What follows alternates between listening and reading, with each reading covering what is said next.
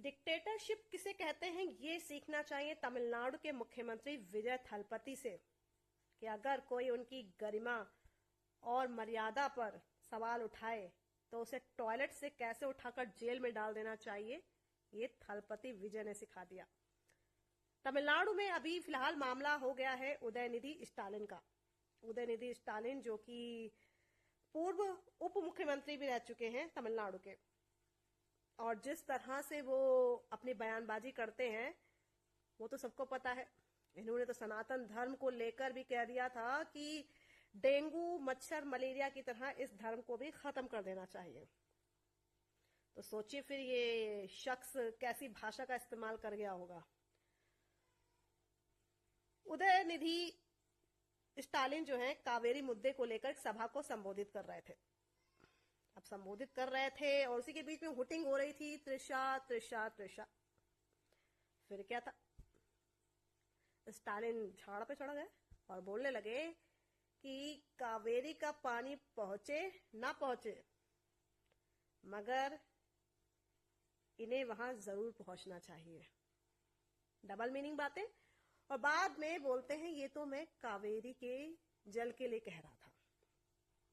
फिर क्या था, सबको पता है कि त्रिशा कृष्णन और विजय थलपति का रिलेशन को लेकर काफी बातें आती है सामने। विजय थलपति की जो पत्नी है उन्होंने डाइवोर्स का केस भी फाइल कर दिया है। उन्होंने भी कहा है कि भाई उनके पति का किसी नामी एक्ट्रेस के साथ अफेयर चल रहा है। अब सच्चाई कितनी है ये नहीं पता, लेकिन हाँ, जहां जहां थलपति से जुड़े कोई भी प्रोग्राम होते हैं वहां पर त्रिशा कृष्णन नजर जरूर आती हैं और हर बार त्रिशा को लपेटा भी जाता है, लेकिन त्रिशा बहुत ही अच्छे से जवाब देती है अपने हेटर्स को। अब स्टालिन ने त्रिशा कृष्णन और विजय थलपति के रिलेशनशिप को जिस तरह से पब्लिकली इंडिकेट कर दिया वो विजय थलपति को बर्दाश्त नहीं हुआ। 3000 पुलिसकर्मी पहुंचे थे स्टालिन के घर पर और सुबह सुबह ही पहुंचे और उनको टॉयलेट से खींच के ले आए और उनको जेल में डाल दिया।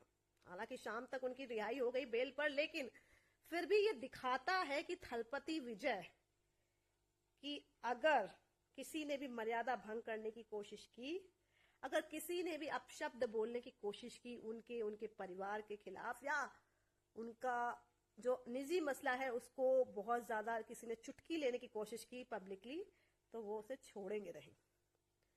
ये डिक्टेटरशिप दिखाती है और कहीं ना कहीं ये सही भी है कि भाई आप सोशल हैं, आप पब्लिक हैं, आप मुख्यमंत्री हैं, आप नेता हैं, आप नेता प्रतिपक्ष हैं, लेकिन इसका मतलब ये नहीं है कि आप किसी की जाति जिंदगी की गरिमा को भंग करें।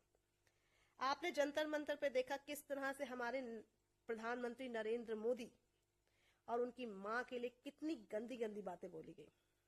हालांकि मोदी जी ने बाद में स्टेटमेंट दिया और कहा कि ये बच्चे हैं, इनको समझाने की जरूरत है, मैं इनके गुनाहों को माफ करता हूं।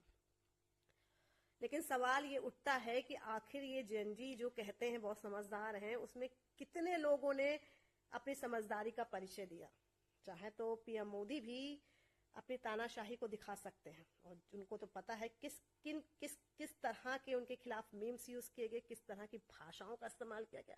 वो चाहे तो अपनी पावर का इस्तेमाल करके एक एक जेनजी को ना सबक सिखा सकते हैं, लेकिन ये उनकी महानता है। लेकिन जिस तरह से तमिलनाडु में अब विजय थलपति के आने के बाद चीजें नजर आ रही हैं, वो साफ साफ दिखाता है भाई कि अगर आप अपनी भाषा को कंट्रोल नहीं करेंगे, अगर आप अपनी मर्यादा में नहीं रहेंगे, तो आपको विजय थलपति जमीन से भी नीचे छुप जाएंगे पाताल में, तो वहां से भी निकाल के आपको जेल में डाल देंगे। तो ये दिखाता है कि आप अपनी भाषा का इस्तेमाल बहुत अच्छे से करें। और आपको तो पता है राजनीति में लोग किस किस तरह की भाषा का इस्तेमाल करते हैं। स्टालिन भी यही कर गए। उन्हें ये पता नहीं था कि किस तरह से यहाँ पर विजय थलपति उनके खिलाफ एक्शन ले लेंगे।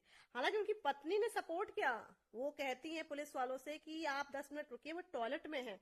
लेकिन मजाल देखिए कि यहाँ पर पुलिस ने उनकी सुनी हो।